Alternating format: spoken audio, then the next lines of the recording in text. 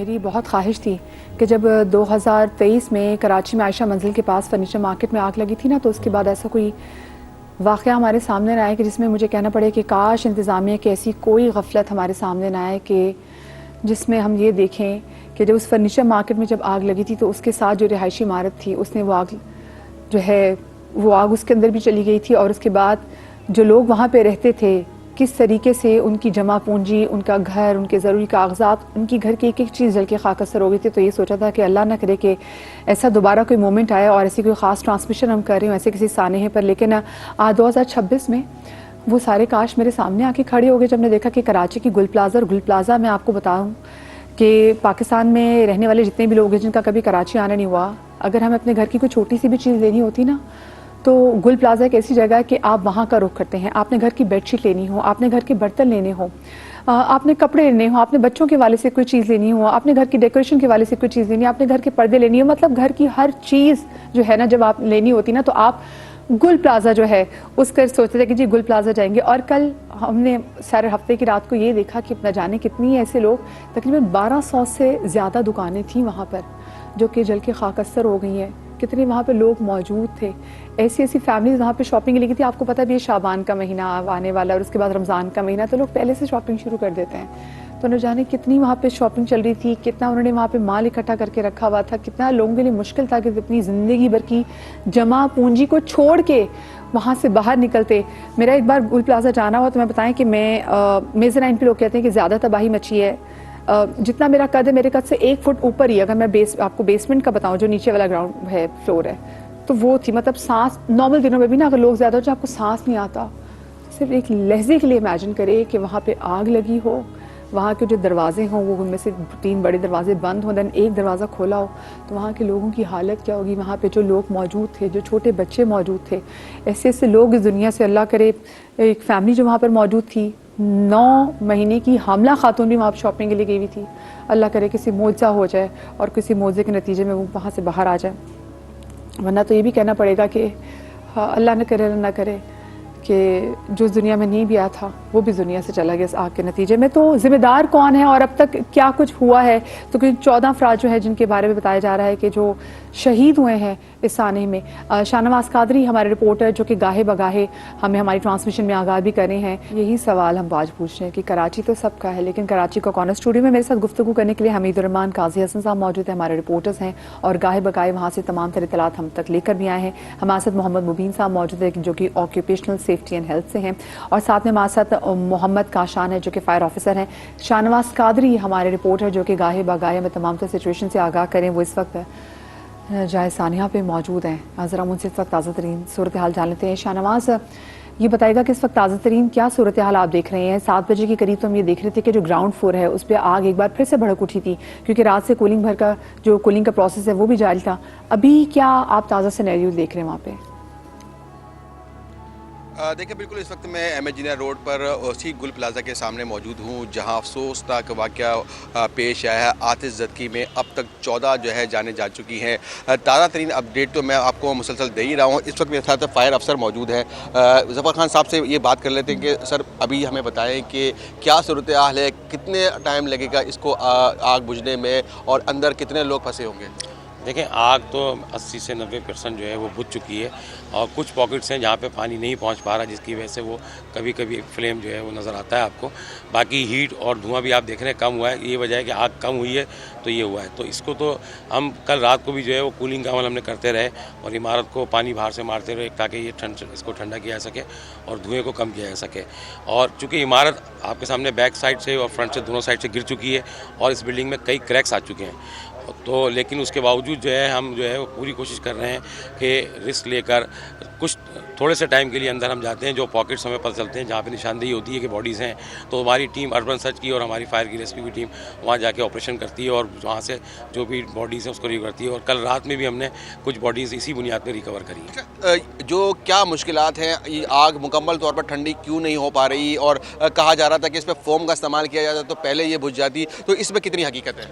हाँ, देखें, जो फॉर्म की जहाँ तक बात है तो जाहिर सी बात है AFFF फॉर्म हमने जो है वो वेरी फर्स्ट डे इस्तेमाल किया है, लेकिन चूँकि इसमें रॉ मटेरियल जो है वो मुख्तलिफ हैगा, कपड़ा भी है, प्लास्टिक भी है, फॉर्म भी है, सारी चीज़ें इसमें मिलती थी और सारी चीज़ें इसमें थी, तो वो रॉ मटेरियल मुख्तलिफ हैगा, तो वो तमाम के ऊपर जो है वो फॉर्म का यूटिलाइजेशन जिस हद तक मुमकिन था करा और अभी भी कर रहे हैं। लेकिन चूँकि मैंने आपको बताया कि पानी की रेंज जहाँ तक जा सकती है वो वहाँ तक जा रही है, क्योंकि हर पॉकेट नहीं खुला हुआ, क्योंकि इनकी खिड़कियाँ ब्लॉक से बंद हैं, चीज़ों से बंद है, तो पानी दीवार पे लगता है या इमारत के अंदर नहीं जाता। और अंदर जाने के लिए कोई आपको रास्ता मिल सका है? यहाँ पर कोई फायर एग्जिट मौजूद था? और अंदाज़न कितने लोग हो सकते हैं अंदर फंसे हुए भी? हाँ, देखिए जिस तरह से बताया जा रहा है कि 56 के करीब लोग जो हैं वो मिसिंग है इसके अंदर, उसमें शॉपकीपर और शॉपिंग करने वाले सारे, तो यकीनन वो जो लिस्टिंग हुई है उसके हिसाब से जो रिपोर्ट्स हैं उस पर हम कह सकते हैं कि अंदर लोग होंगे, यकीनन उनकी रिपोर्ट्स आएंगी। लेकिन हम सर्चिंग के जो मामला है, क्योंकि बिल्डिंग डेंजरस हो चुकी है, तो ऐसा नहीं है कि हम अंदर फायर फाइटर्स को अंदर ले जाएँ और अंदर फायर फाइटिंग करें और अंदर सर्च टीम को ले जाएँ और वो जाके बॉडीज़ को सर्च करें, तो ये मुमकिन इसलिए नहीं है कि इमारत की सूरत हाल ऐसी नहीं है। बिल्कुल, इमारत की सूरत हाल ऐसी नहीं है और कल भी एक फायर फाइटर जो है शहीद हुआ है। तो ओवरऑल सूरत हाल ये है कि यहाँ पर आग अभी भी चल रही है और तकरीबन 35 से 36 घंटे होने वाले हैं कि आग पर मुकम्मल काबू नहीं पाया जा सका है। कूलिंग का अमल जारी है और अब से कुछ देर कबल ही हमने दिखाया अपने के नाजरीन को कि सेकंड फ्लोर पे एक बार फिर जो है आग भड़क उठी थी। बहुत ही अफसोसनाक वाक़या था। इसमें अब तक 14 अफराद जो है जान की बाजी हार चुके हैं। आप तो यहाँ पे मौजूद हैं, मुझे बताएं मिली है। इमारत की हालत को देखते हुए। कल रात जैसे कि हमने देखा कि मौज़ाती तौर पर एक शख्स जो कि मोबाइल की टॉर्च से इशारा कर रहा था खिड़की से, और उसके बाद फिर पता चला कि हाँ यहाँ पर एक शख्स मौजूद है जो कि ऑफ कोर्स जो जिंदा भी है। क्या इमारत की हालत को देखते हुए कोई उम्मीद है कि ऐसी और बहुत सारे लोग कहीं ना कहीं मलबे के तले दबे होंगे और जिंदा होंगे, ठीक होंगे? क्या कोई ऐसी उम्मीद नजर आ रही है? देखिए, जो बज़ाहिर नेकेड आई से हम देखें तो हमें कोई उम्मीद नज़र नहीं आ रही कि कोई जो है बच जाए, लेकिन मौज़ात होते हैं और अल्लाह ताला जिसको ज़िंदगी देता है उसको ज़िंदगी दे देता है। तो इसी तरीके से बहुत सारे ऐसे जगह से ऐसे लोग निकले हैं जिसमें तसव्वुर भी नहीं किया जा सकता था कि वो ज़िंदा होंगे। यहाँ पर कल एक वीडियो कॉल जो है सामने आई, एक ऑडियो सामने आई और कहा गया कि यहाँ पर कोई एक मस्जिद है, उसके अंदर कुछ लोग फंसे हुए हैं और वो मदद के लिए पुकार रहे हैं और वो ज़िंदा है। और कल रात में भी हमने देखा कि एक खिड़की के ऊपर कुछ लाइट्स जो है नज़र आई है। बज़ाहिर ऐसा लग रहा था कि किसी ने जो मोबाइल की लाइट जो है उसको ऑन किया है और सिग्नल देने की कोशिश की है। तो वो जो सारा ऑपरेशन था हमने लाइव दिखाया। फायर फाइटर्स ने जो है क्रेन के ज़रिए उस खिड़की तक पहुँचे, पहले एक खिड़की तोड़ी फिर दूसरी खिड़की तक पहुँचे, लेकिन जब अंदर गए और दाखिल हुए तो पता चला कि वहाँ पर कुछ लाइट्स ऐसी टॉर्च थी जो रिफ्लेक्ट कर रही थी और ऐसा लग रहा था कि वो जो है कोई लाइट जला रहा है। तो इस तरीके की जो सूरत हाल सामने आई, लेकिन उम्मीद तो की जा सकती है कि अंदर कोई जो है जिंदा होगा, सलामत होगा और किसी की आवाज़ आएगी।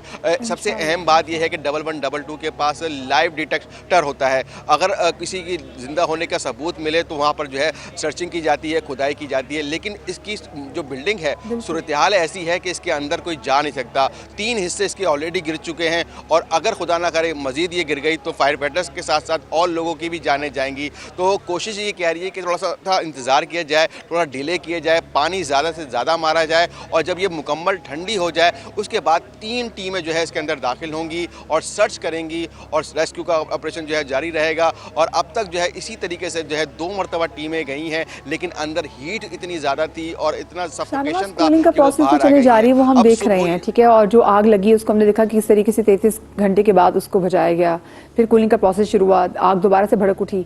क्या अभी इस काबिल है, क्या फ़ौरन से मलबा, यहाँ पे इतनी बड़ी टीमें मौजूद हैं कि वह मलबा उठाएं और अभी से थोड़ा बहुत साथ में ये काम भी शुरू कर दें?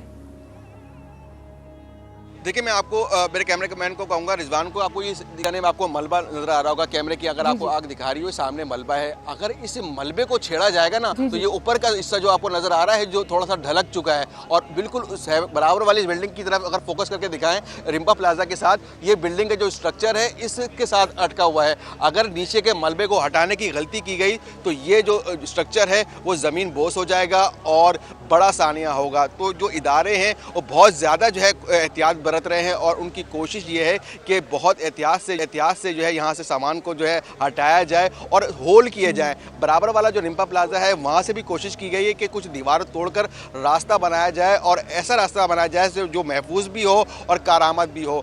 अंदर जो है रोशनी नहीं है, रोशनी का भी इंतज़ाम करना बहुत ज़रूरी होगा और प्रोफेशनल्स का ये काम है कि वो अंदर जाएंगे और सर्च एंड रेस्क्यू करेंगे और बॉडीज़ को वगैरह जो भी वहाँ मिलती है उसको निकालेंगे। सही, ठीक है। अब शाहनवाज, आप तमाम से सूरत हाल पर नज़र रखिएगा, हम आपसे हमारे साथ मौजूद रहेगा, हम गाहे बगाहे आपसे अपडेट भी लेते रहेंगे। कल जब गिरी थी ना आगे से, तो काजी साहब वहाँ पे मौजूद थे और काजी साहब हमने आपकी लाइव वो कवरेज भी देखी कि जिसमें आपकी भी आवाज़ में मतलब खौफ था, क्योंकि जो आवाज़ थी पीछे से, आई एम श्योर कि that was really really terrifying. क्या मंजर था उस वक्त, और मुझे बताएं आपकी आंखों ने क्या कुछ देखा यहाँ पे? देखिए, ये जब वाक़या हुआ तो ज़ाहिर ज़िम्मेदारी का तयन तो बाद में होगा, लेकिन सबसे पहले उस इलाके को, उस जगह को कॉर्डन ऑफ करना यकीनी तौर पे इंतज़ामिया की ज़िम्मेदारी है। लेकिन ये हमने फुकदान देखा कि अवाम जो कि वो समझ रहे थे कि कोई खेल तमाशा हो रहा है, वो जोक दर जोक आ रहे हैं, बच्चों के साथ आ रहे हैं, मोबाइल फुटेज बना रहे हैं और वो अपनी जान न सिर्फ ख़तरे में डाल रहे हैं बल्कि रेस्क्यू इदारों को जो काम कर रहे हैं उनकी मुश्किलात में भी इजाफा कर रहे हैं। बार बार उनसे अपीलें की जा रही थी, कहा जा रहा था कि खुदारा पीछे हट जाएं। इसका मतलब है निज़ामिया के साथ साथ लोगों की भी बेहसी देखिए आप। बेशक इसमें लोग भी अपनी जान तो खतरे में डाल रहे हैं, लेकिन जो काम कर रहे हैं उनको परेशानी हो रही है और वो उनसे बार बार अपीलें किए जा रहे हैं कि आप लोग पीछे हट जाएं ताकि आपकी जान को भी खतरा ना हो। जब हम लोग लाइव कवरेज कर रहे थे तो जब ये इमारत की हालत तो इस हद तक मखदूश हो चुकी थी कि किसी वक्त भी गिर सकती थी और जिस वक्त ये इमारत का एक हिस्सा गिरा है उस वक्त भी अवाम और लोग करीब थे। हालांकि रेस्क्यू इदारों ने अपने एहलकारों को उसकी सूरत हाल देखते हुए कुछ पीछे धकेल लिया था। उनको अंदाज़ा हो रहा था, ज़ाहिर है वो एक्सपर्ट हैं, कि अब ये इमारत की हालत ऐसी नहीं है कि इसके करीब रहा जाए, लेकिन उसके बावजूद भी कंजेस्टेड है, उसमें इतना कपड़ा है, इतनी ऐसी चीज़ें कि वाकई कोई छोटी सी चिंगारी भी हो। और मैं हैरान हूँ कि ये गुल प्लाजा है कराची का विद नो फायर एग्जिट। देखें, ये तो यकीनी तौर पे एक ऐसा सवाल है कि इसमें अब तहकीक होगी तो पता चलेगा, लेकिन ये पहला वाक़या तो है नहीं। इससे पहले भी हुआ तहकीक हुई, कमेटियाँ बनी, रिपोर्ट्स बनी, जिम्मेदारियों का तयन हुआ, लेकिन हुआ क्या? कुछ भी नहीं। क्योंकि कोई भी मैं ये समझता हूँ कि महज़िब माशरे में कानून की अमलदारी और इंसाफ की अगर फरहमी फौरी और मुकम्मल इसका यकीन हो तो ऐसे वाक़यात से बिल्कुल बचा जा सकता है। कानून बनाना रियासत की ज़िम्मेदारी है, रियासत ने कवानीन बनाए हैं, लेकिन उस पर अमल दरामद कराना भी रियासत की ज़िम्मेदारी है। और इसकी छोटी सी मिसाल हम देखते हैं कि ई चालान जब शुरू हुआ था तो अमूमन हमने देखा था कि हर दूसरा तीसरा आदमी, इवन कि मैं खुद भी सीट बेल्ट बांधने का पाबंद नहीं करता था, लेकिन कानून हरकत में आया, रियासत ने अपनी रेट कायम की, लोगों को, आवाम को उनको समझाया, उनको सख्ती की, अब वो बांधने लगा सीट बेल्ट।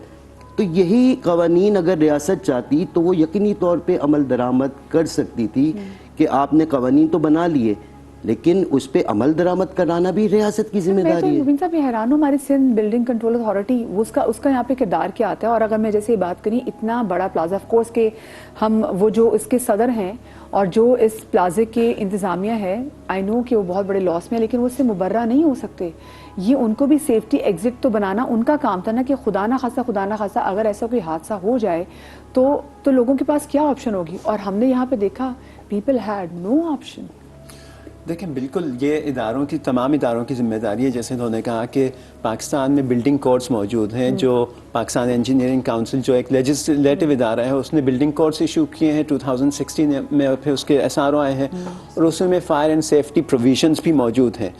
जो उसकी इम्प्लीमेंटेशन है वो 2-3 लेयर्स के ऊपर होती है और प्रोफेशनल सतह के ऊपर होती है, म्यूनिसिपलिटी रिस्पॉन्सिबल है उसकी, और इसी तरह से सिंध बिल्डिंग कंट्रोल अथॉरिटी है। सिंध बिल्डिंग कंट्रोल अथॉरिटी जब भी कोई बिल्डिंग का डिज़ाइन होता है, कंस्ट्रक्शन होती है, उसके प्रोविजंस देखती है, उसके मैप्स देखती है कि उसमें फायर फाइटिंग की, फायर डिटेक्शन की स्प्रिंकलर सिस्टम्स की या फायर हाइड्रेंट्स की कितना प्रोविजन है, फायर एग्जिट्स कितने बने हुए हैं, ये और सारे उसको प्रोटोकॉल्स हैं जो उसको देखने हैं। हाँ, उसको वो अप्रूव करती है, और फिर उसके बाद उसकी जो ऑन गोइंग इम्प्लीमेंटेशन है वो म्यूनिसिपैलिटी की जिम्मेदारी है, सिविल डिफेंस की जिम्मेदारी है। इसी तरह से अगर कोई कंटोनमेंट एरिया होता है तो उसमें कंटोनमेंट बोर्ड की है, लेकिन जिस जगह पर हम मौजूद हैं वो सिटी काउंसिल या सिटी गवर्नमेंट के ज़ेर इंतज़ाम आता है, तो उनकी सारी रिस्पॉन्सिबिलिटी है कि उसको ऑन गोइंग बेसिस के ऊपर इमारतों का इंस्पेक्शन किया जाए, वहाँ पर देखा जाए कि इस तरह के फायर एग्जिट्स मौजूद हैं, वहाँ पर जो दरकार फायर फाइटिंग सिस्टम मौजूद है कि नहीं है, अगर कोई छोटी मोटी फायर है तो फायर एक्सटिंग्विशर्स हर दुकान में, और इसी तरह से जो वहाँ के ऑक्यूपेंट्स हैं जिनका वहाँ पर कारोबार है, प्राइम रिस्पॉन्सिबिलिटी उनकी ये बनती है कि अपना जो उन्होंने एक स्टॉक किया हुआ है, अगर देखिए जितना ज़्यादा मटेरियल आप रखेंगे तो फायर लोड उसी तरह से बढ़ता चला जाएगा। वो देखिए ये तो किसी के वहमो गुमान में भी नहीं था ना कि यहाँ पे आग लग सकती है। अच्छा, मुझे तो लगता है कि जो ड्रिलिंग है ना कि आपने फायर एक्सटिंग्विशर्स घर पे रखने हैं, ये बहुत फ्रीक्वेंट होनी चाहिए, लोगों के घरों में मौजूद है, लोग लिटरली भूल भी जाते हैं। मुझे बताएं कि लोग तो ये भी शिकायत कर रहे थे जब भी आग लगी थी कि अगर इमदादी टीमें बर वक्त पहुँच जाती तो शायद कुछ बचाव हो पाता। एग्जैक्टली उस वक्त सिचुएशन क्या थी जब आग लगी थी? एक तो देखें जो फौरन आग की इतला दी गई तो एक तो एक घंटे बाद टीमें पहुंची, और उनकी क्या रीजन थी? अक्सर वो ट्रैफिक में फंस गए, डीजल नहीं था। शहर इस वक्त पूरा देखें खुदा हुआ है, एक तो ये भी वजह हो सकती है। फिर ज़ाहिर रात के वक्त में जो ट्रैफिक का जो लोड होता है वो बहुत ज़्यादा होता है, इज़्दिहाम होता है, पूरा गाड़ियाँ फंस जाती हैं। लेकिन उसके बाद जो टीमें पहुँच गई उन्होंने क्या किया, आप ये देखिए हमारे पास जो फायर फाइटर्स उनके पास सामान ही नहीं होता, वो फौरी तौर पर बिल्डिंग के अंदर नहीं जा सकते, जो तो अपनी जान खतरे में डाल के बचा रहे थे। वो एक फायर फाइटर शहीद हो गया, नॉट वेल इक्विप्ड, बिल्कुल। और फिर पानी खत्म हो गया। आप ये देखिए जब ये कोई फायर ब्रिगेड वहाँ पहुंचेगी तो उस पर फायर बहादुर लाजमी एक उसके साथ होना चाहिए, लेकिन देखिए पानी खत्म हो गया जो आग बुझाने के लिए उनको चाहिए। तो देखिए प्रॉब्लम ये इस वक्त शहर की 90% इमारतें ऐसी जिनमें फायर सिस्टम मौजूद ही नहीं है, फायर अलार्म मौजूद ही नहीं है, तो जो इमरजेंसी एग्जिट है मौजूद ही नहीं है, जो मार्क होने हैं निशानात जो बिल्डिंग कोड्स के अंदर मौजूद है वो मौजूद ही नहीं है। और मैं आपको एक बात बताऊं, शारा फैसल की 266 इमारतों का सर्वे किया गया, उनमें सिर्फ 20 इमारतें ऐसी थी जिनमें फायर सेफ्टी सिस्टम मौजूद था। सर 266 की बात कर रहे हैं आप, यानी जी, कि 200 शारा फैसल की बात कर रहा हूँ जिसमें उसमें से 246 हैं उनमें नहीं है ये सिस्टम। जी, और आप ये देख लें जो आपके जिस सड़क पे हम मौजूद हैं, आई चुंदरीगढ़ रोड या एम ए जना रोड, यहाँ पर ऐसे तिजारती मराकज़ मौजूद और पुराने मौजूद है, क्या उनके अंदर फायर सिस्टम नहीं लग सकता? लग सकता है। आप जो चंदा लेती हैं, जो वहाँ पर एसोसिएशन बनी हुई है, हर दुकान से चंदा लेते तो आपने करना ही क्या, पाइपिंग करनी है, उसके बाद जो आपने फायर डिटेक्टर लगाने और शावरिंग करनी है, यही चीज़ चाहिए होती है। तो इसमें प्रॉब्लम क्या है, अगर हुकूमत नहीं कर रही तो एसोसिएशन की सतह पर तो ये हो सकता है ना।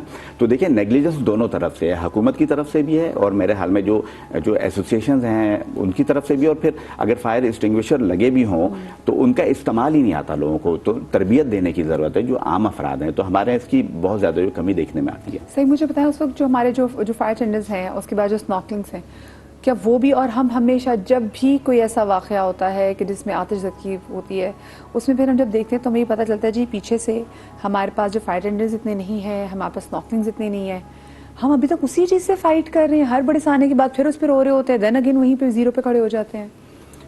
ये वही बात है। देखिए ये हुकूमत ने करना है, जो अफरादी कुव्वत बढ़ानी है, जो जदीद आलात लेने हैं। मामला वो ये कि वो अगर पहुंच जाते हैं तो उनके पास जदीद सेफ्टी आलात ही नहीं है कि आग बुझानी है। फिर जो हैवी मशीन, जब भी फायर ब्रिगेड मूव करेगी उसके साथ हैवी मशीनरी भी मूव करेगी। अगर इमारत में कहीं आपको मलबा उठाना है, कुछ भी करना है, लेकिन हमने देखा वो जो हैवी मशीनरी भी वो शाम में पहुंची। तो ये तमाम चीज़ें एक दूसरे से कनेक्ट हैं। हमारे यहाँ ना हुकूमती सतह पर इसकी निगरानी हो रही है। फिर देखिए अगर अल्लाह ना करे कोई बड़ा साना हो जाए, बल्दिया फैक्ट्री का हमने देखा बड़ी तादाद में, अगर झुलस के लोग आएंगे वो कहाँ आएंगे, हॉस्पिटल में आएंगे। पूरे सिंध के लिए हमारे पास सिर्फ एक बंद सेंटर है जो 60 बेडेड है, और 60 बेडेड जब वो ओवरलोड हो जाता है तो उसकी राहदारियों में बेड लगाए जाते हैं। ऑलमोस्ट 4 करोड़ की आबादी के लोगों के लिए अगर देखा जाए हुकूमत की वजह से तो ये 60 बेड की, और उसमें भी आप देखिए दूसरे सूबे से भी लोग यहाँ आते हैं। अगर कोई भी वाक़या होता है तो वहाँ से भी सिंध से भी दरिया आते हैं, बलूचिस्तान से भी दरिया आते हैं। तो एक लोड है उसके ऊपर भी। और हमने यही देखा जो तमाम हॉस्पिटल अलर्ट थे तो अल्लाह ने करम किया, कोई जितनी बड़ी तादाद में झुलसे हुए अफराद नहीं आए ताकि उनके ऊपर भी एक लोड होता। और 5 बंद सेंटर सिंध हुकूमत ने 2010 में बनाए थे जो बंद हैं, जो एक्टिव ही नहीं हुए। एक हमारे कराची के दिल लियाकताबाद में भी मौजूद है और वो एक्टिव ही नहीं है। और उसकी क्या वजह बता रहे हैं? सबसे बड़ा मसला है कि इसके लिए अफरादी कुव्वत चाहिए होती है, ट्रेंड लोग चाहिए होते हैं, और ज़ाहिर है जो स्टाफ है वो मौजूद नहीं है। और बल्कि यहाँ पे लोग इतने बेरोजगार हैं और अगर यहाँ पे नौकरी के मौके मिलेंगे तो लोग क्यों ज्वाइन नहीं करेंगे।